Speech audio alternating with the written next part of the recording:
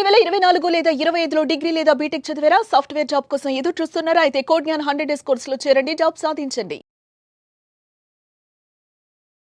నమస్తే, welcome to Suman TV. నేను మీ anchor సిరి.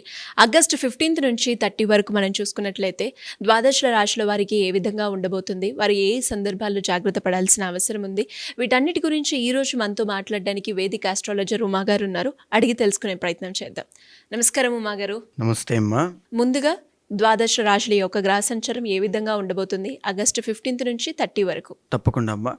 మేజర్గా నడిచేటువంటి గ్రహ సంచారాలన్నీ కూడా యథావిధిగా సామాన్యంగానే ఉన్నాయి. అది కూడా మనం చెప్పుకుందాము. ప్రధానంగా ఏమిటంటే అమ్మా, మిథున రాశిలో గురుడు శుక్రుడు ఈ రెండు గ్రహాలు సంచారం చేస్తున్నాయి. శుక్రగ్రహము వీనస్ అనేటువంటి ప్లానెట్ ఆగస్టు 20వ తారీఖున కర్కాటకంలోకి సంచారం ట్రాన్సిట్ అనేటువంటిది అవుతుంది. ఇది ఒక మార్పు ఉంది ఖచ్చితంగా 15 to 30 మధ్యలో.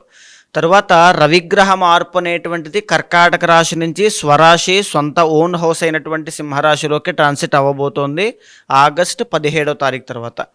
అయితే కర్కాటక రాశిలో అప్పటి వరకు ఈ రవి బుధుల యొక్క సంచారం, బుధుడు వక్రించి మాసాంతం వరకు అక్కడే ఉన్నారు. ఈ యొక్క శుక్రగ్రహం 20వ తారీఖు తర్వాత చేంజ్ అయిన తర్వాత బుధ శుక్రుల యొక్క కంజంక్షన్ కర్కాటకంలో కంటిన్యూ అవుతూ ఉంటుంది. ఇక్కడ రవి ఎప్పుడైతే 17వ తారీఖు తర్వాత ట్రాన్సిట్ అవుతారో సింహరాశిలో రవికేతుల యొక్క కంజంక్షన్ నడుస్తుంది. దీని మూలకంగా ఏం జరుగుతుందంటే రాజకీయాల్లో పెను మార్పులు అనేటువంటి వచ్చే అవకాశాలు చాలా ఎక్కువ ఉంటాయమ్మా. రాజకీయాలు కావచ్చు, రియల్ ఎస్టేట్ కావచ్చు, అన్నిట్లోనూ కాస్త ఇబ్బందికరమైన పరిస్థితులు, ప్యానిక్ కానీ ఇలాంటివి అయ్యే అవకాశాలు ఉంటాయి. కన్యా రాశిలో కుజగ్రహ సంచారం అనేటువంటిది కనబడుతోంది. ప్రధానంగా ఏంటి అంటే కుంభరాశిలో రాహుగ్రహ సంచారం అనేటువంటిది, మీనరాశిలో శని వక్రించి లాభాన్ని చూస్తూ ఉన్నారు. ఈ విధంగా ఈ గ్రహ సంచారం ఉంది. ప్రధానంగా మారేటువంటి గ్రహ సంచారాలు రెండే అండి, రవి శుక్రులు వీళ్ళిద్దరే చేంజ్ అవుతున్నారమ్మా. ధనుసు రాశి వారికి ఆగస్టు 15 నుంచి 30 వరకు మనం చూసుకున్నట్లయితే విద్యాపరంగా, విదేశీ పరంగా, సంతాన పరంగా ఎలా ఉండబోతుంది? ఏ సందర్భాల్లో జాగ్రత్త పడాల్సిన అవసరం ఉందంటారు మా గారు? తప్పకుండా అమ్మా. ధనుసు రాశి వాళ్ళకి ప్రధానంగా మనం చూస్తే అండి, ముందుగా ఈ 15వ తారీఖు దగ్గర నుంచి 30వ తారీఖు దాకా ధనస్సు రాశి వాళ్ళకి ఎలా ఉంది అనేటువంటి దాన్ని చూస్తే, ధనస్సు రాశి లగాయతూ 3వ స్థానంలో వీళ్ళకి రాహు బాగా యోగిస్తున్నారమ్మా. 4వ స్థానంలో శని వక్రించి 3వ స్థానాన్ని చూడడం వల్ల పాక్షికంగా మిశ్రమంగా శని యోగిస్తున్నారు అని చెప్పచ్చు. ప్రధానంగా చెప్పాలి అంటే సప్తమంలో గురు శుక్రుల యొక్క కంజంక్షన్ చాలా బాగా యోగిస్తోంది. అష్టమంలో రవి బుధుల యొక్క సంచారం అనేటువంటిది కాస్త ఆరోగ్య ఇబ్బందుల్ని, సడన్గా ఆకస్మికంగా వచ్చేటువంటి ఇబ్బందులు చూపిస్తోంది. భాగ్యంలో రవికేతుల యొక్క సంచారం అనేటువంటిది నడుస్తోందమ్మా. భాగ్యంలో రవికేతుల యొక్క సంచారం నడుస్తోంది. రవి 17వ తారీఖు తర్వాత నుంచి సింహరాశిలో ఎంటర్ అయిన తర్వాత భాగ్యంలో రవికేతుల యొక్క కంజంక్షన్ నడుస్తుంది. ఇక దశమ స్థానంలో కుజగ్రహ సంచారము అనేటువంటిది కనబడుతోందమ్మా. సో ఈ రకంగా మనం చూసుకుంటే 4 నుంచి 5 గ్రహాలు ధనస్సు రాశి వాళ్ళకి చాలా బాగా యోగిస్తున్నాయి అని చెప్పచ్చు. ప్రధానంగా యోగించేటువంటి గ్రహము రాహు బలం అనేటువంటిది ఉండడం వల్ల చేసేటువంటి పనిలో విజయాన్ని పొందడం, సిబ్లింగ్స్తో కానీ లేకపోతే కొలీగ్స్తో కానీ, సోదరీమణులతో ఉన్నటువంటి ఆస్తి తగాదాలు, భూ వివాదాలన్నీ కూడా ఒక కొలీగ్కి వచ్చే అవకాశాలు ఎక్కువగా కనబడుతున్నాయి అని చెప్పచ్చు. సప్తమంలో గురుగ్రహ సంచారం యోగించడం వల్ల ధనయోగం పట్టే అవకాశాలు ఎక్కువగా కనబడతాయమ్మా. అష్టమంలో బుధుడు వక్రించి సప్తమాన్ని చూస్తూ ఉన్నారు. పాక్షికంగా ఈ అష్టమంలో బుధుడు యోగిస్తున్నారు కాబట్టి బుధ శుక్రుల యొక్క కంజంక్షన్ యాక్టివేట్ అయినప్పుడు, అంటే ఆగస్టు 20వ తారీఖు తర్వాత నుంచి శుక్రబలం కలిగిన తర్వాత నుంచి వీళ్ళకి కాస్త మెరుగైన పరిస్థితులు ఉంటాయి. ఎవరైతే సినీ నాటక కళారంగంలో వ్యవహారం చేస్తూ, నృత్య గీత వాద్యాది రంగాల్లో వ్యవహారం చేస్తూ ఉంటారో వాళ్ళకి కాస్త 20వ తారీఖు తర్వాత సామాన్యంగా బాగుంటుంది.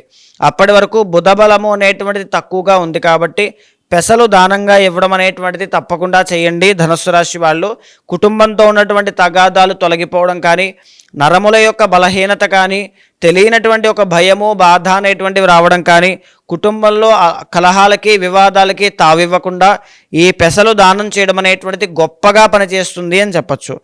4వ స్థానంలో శని వక్రించి 3వ స్థానాన్ని చూడడం, శని పాక్షికంగా వర్తిస్తూ యోగిస్తూ ఉన్నారు కాబట్టి శని బలము అనేటువంటిది వీళ్ళకి కావాలమ్మా. శని బలం పెరగాలంటే ఏం చేయాలి? శనివారం నాడు తైలాభిషేకం చేయించడం కానీ, లేదా శని వ్రతము అని ఒకటి చెప్పబడింది. శని భగవానుడికి కూడా వ్రతాన్ని ఆచరిస్తారు. ఐరన్ అది ఈ యొక్క ఇనుముకు సంబంధించినటువంటి శని విగ్రహాన్ని తయారు చేసి ఆ విధానాన్ని ఎలా చేసుకోవాలో మనం తర్వాత చెప్దాము.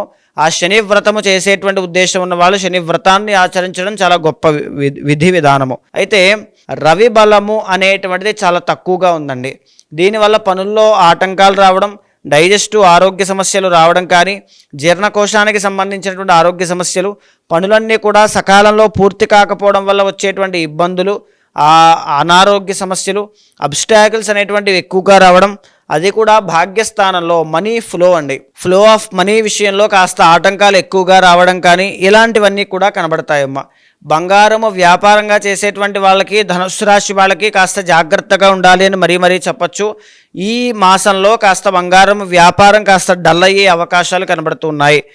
వీళ్ళే కాకుండా రాజకీయవేత్తలు కావచ్చు, రాజకీయ నాయకులు కావచ్చు, వీళ్ళందరికీ కూడా కాస్త ఒత్తిడి అనేటువంటిది పెరుగుతుంది. ధన నష్టం కలిగే అవకాశాలు, డబ్బు ఎక్కడ పడితే అక్కడ ఇరుక్కుపోవడం, రాకపోవడం ఇలాంటివి కనబడతాయి. లేకపోతే మనశ్శాంతి లేకపోవడం, ఏదో ఒకటి సడన్గా వచ్చి పడుతుంది మీద. అలాంటివన్నీ కూడా ధనుస్సు రాశికి సంబంధించినటువంటి ఈ యొక్క జాతకులందరూ కూడా రవి బలం తక్కువగా ఉండడం వల్ల జాగ్రత్త పడాలి. ఆదిత్య హృదయం పారాయణగా చేస్తూ ఉంటే తప్పకుండా దాని నుంచి బయటకు వచ్చే అవకాశాలు కనబడతాయమ్మా. ఇకపోతే భాగ్యంలో కేతుగ్రహ సంచారము అనేటువంటిది ఆర్థిక సమస్యలకి సూచన చేస్తోంది అని చెప్పచ్చు. చాలంటువంటి జీతంతో కానీ, ఇన్కమ్తో కానీ తెలియని ఒక అసంతృప్తికి గురయ్యే అవకాశాలు ఎక్కువగా కనబడుతూ ఉన్నాయి. కాంపిటేటివ్ ఎగ్జామ్స్కి ప్రిపేర్ అయ్యే వాళ్ళైనా, క్రీడాకారులైనా, లేదు అనుకుంటే ఈ సాఫ్ట్వేర్ రంగంలో వ్యవహారం చేసే వాళ్ళైనా కుజబలము, ఈ భూ వివాదాలు, భూలాభం, రియల్ ఎస్టేట్, కోర్టు వ్యవహారాలు, లిటిగేషన్స్, అప్పులు, వీళ్ళందరికీ కూడా ఈ ధనుస్సు రాశికి సంబంధించి కుజబలం లేకపోవడం వల్ల ఈ సమస్యలన్నీ కూడా తల ఎత్తి అది కెరీర్ మీద పడే అవకాశాలు ఎక్కువగా కనబడుతూ ఉన్నాయి. సో వెరీ కేర్ఫుల్గా ధనుస్సు రాశి వాళ్ళు ఈ మాసంలో చాలా జాగ్రత్తగా ఉండాలి. ప్రత్యేకించి సుబ్రహ్మణ్య స్వామి వారి యొక్క ఆరాధన చేసిన, రుణ విమోచన గణేశ స్తోత్రాన్ని పారాయణ చేసిన, రుణ విమోచన అంగారక స్తోత్రాన్ని పారాయణ చేసిన విశేషించి చాలా గొప్ప ఫలితాలు వస్తాయి అని చెప్పొచ్చమ్మా. అయితే ఈ 15వ తారీఖు దగ్గర నుంచి 30వ తారీఖు వరకు జరిగే మార్పుల్లో అమ్మ ధనుస్సు రాశి వాళ్ళకి రవి శుక్రుల యొక్క బలము అనేటువంటిది మనం క్యాలిక్యులేట్ చేసుకోవాలి. రవి బలం లేదు, శుక్ర బలం అందుతోంది కాబట్టి ఈ కళారంగంలో ఉండేటువంటి వాళ్ళందరికీ బాగుంటుంది. ఎవరైతే గవర్నమెంట్ సంబంధించిన వ్యవహారాల్లో ఉండేటువంటి వాళ్ళు కానీ, లేదు అనుకుంటే బంగారము వ్యాపారంగా చేసేటువంటి వాళ్ళు కానీ చాలా జాగ్రత్తలు తీసుకోవాలి. అయితే వీళ్ళకి ధనుస్సు రాశి వాళ్ళకి ఆల్రెడీ అర్ధ అష్టమ శని అనేటువంటిది నడుస్తోందమ్మా, అందరికీ తెలిసిన విషయమే. దాన ధర్మాలు చేయడం అనేటువంటిది, పుణ్య కార్యక్రమాలు చేయడం అనేటువంటిది వీళ్ళు ఈ మాసంలో చేసినట్లయితే, శ్రావణ మాసం కాబట్టి లక్ష్మీ గౌరీ దేవులకి ఇద్దరికీ కూడా ఇది ప్రీతిపాత్రమైనటువంటిది కాబట్టి ఈ మాసంలో ఎవరైతే ధనుస్సు రాశి వాళ్ళు ఇంట్లో శుక్రవారం నాడు ముత్తైదువులకి, మీ ఇంట్లో మీరు స్త్రీలైతే చూసేటువంటి వాళ్ళు ముత్తైదువులకు ఒక 5 మంది ముత్తైదువులకి భోజనం పెట్టండి. దీనివల్ల విశేషమైనటువంటి లక్ష్మీ కటాక్షం లభిస్తుందమ్మా. పురుషులైతే ఎవరికైనా బయటైనా పర్వాలేదు, ఒక 5గురికైనా అన్నదానంగా చేయండి. చేసేటప్పుడు అమ్మవారికి నమస్కారం చేసుకుని చేయండి. లక్ష్మీనారాయణులకు అనుగ్రహం ఉంటే కనుక అన్నిట్లోనూ విజయాన్ని అనేటువంటి దాన్ని చూస్తారు. అంటే ఎలా ఉమాగారి, ఇంకా ఎవరికైనా కూడా వాళ్ళ ఇంట్లోనే కావచ్చు, లేదు అంటే వారు ఎదుర్కొనే సమస్యలకి దానికోసం మిమ్మల్ని అప్రోచ్ అవ్వాలి అనుకునే వాళ్ళు ఎవరైనా కూడా మిమ్మల్ని అప్రోచ్ అవ్వాలి అంటే ఏ విధంగా ఉంటుందంటారు? తప్పకుండా అమ్మ. సో ప్రధానంగా ఏమిటి అంటే మనం మాట్లాడుకునేటువంటి గోచార అంశం అండి, మీ పర్సనల్ చార్ట్ అండి. పర్సనల్ చార్ట్ ఎవరైనా చూపించుకోవాలనుకుంటే తప్పకుండా మీకు కింద కనిపించే నెంబర్కి కాల్ చేస్తే మీ పర్సనల్ చార్ట్ అనేటువంటి దాన్ని, గోచారాన్ని సమన్వయం చేస్తూ మీరు ఏదైతే రీచ్ అవ్వాలనుకుంటున్నారో గోల్, అది ఎంతవరకు, ఏ టైంలో జాగ్రత్తలు తీసుకోవాలి, ఎలాంటి ప్రికాషన్స్ తీసుకోవాలి, ఏ విధమైన మార్గంలో వెళ్ళాలి అనేటువంటిది నా గైడెన్స్లో మీకు ఏ దోషాలున్నా శాంతి పరిహారములు ఆచరింపచేసి భగవత్ అనుగ్రహం కలిగేలా మీరు మీ గమ్యాన్ని చేరుకునేలా, సమస్యల నుంచి బయటపడేటువంటి మార్గాన్ని చూపిస్తాను. థ్యాంక్ యూ ఉమాగారు, థ్యాంక్ యూ సో మచ్. నమస్తే అమ్మా.